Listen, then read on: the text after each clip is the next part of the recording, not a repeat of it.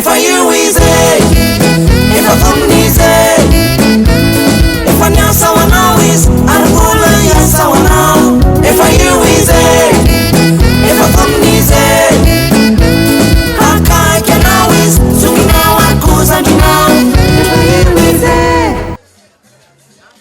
Tao anatin'ny 17 taona na commune ambonivohitra Ambalavao Tsieny Paris desambany izao no nahazo fiara lehibe anarina fako ny commune tonga nanolotra izany tany an-toerana androany ny prime ministre lefitra misana ny fampandrosoana sy ny fanajariana ny tany Ajo Andriananarivelo.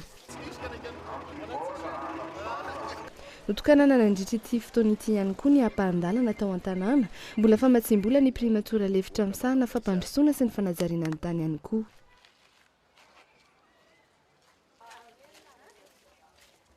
Olana nambaran'ny bentanàna teto ny tsena sy ny fiantsonana ny fiara fitaterana na ny gare routière, ny tsena izay afikafiky ny toe-karen'ny commune. Ny tsena n'Ambalavao dia tsy hoe tsena mbo pionan'ny olona sy ny vokatra ao anatin'ny faritra Automasiatra ihany fa iraisana faritra maromaro mihitsy.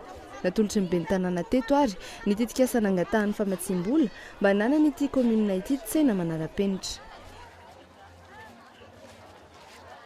Ny firenena tiana hatsangana dia firenena afaka hifaninana amin'izao tontolo izao, mitaky fandraisana andraikitra, asa, adidy, ary fanetretena nefa izany ary koa fahatoniana sy filaminana. Hoy Andriamatoa Ajo Andriananarivelo. Isan'ny noresahana izany nandritra ny kabary nataony teo anoloana ireo bentanàna maro avy ety Ambalavao Tsieny Paris. Nampatsivony koa anefa fa ny malagasy tsirairay dia samy tompona andraikitra fa tsy tokony hifanilika andraikitra na hanilika ny olana amin'ny vahiny.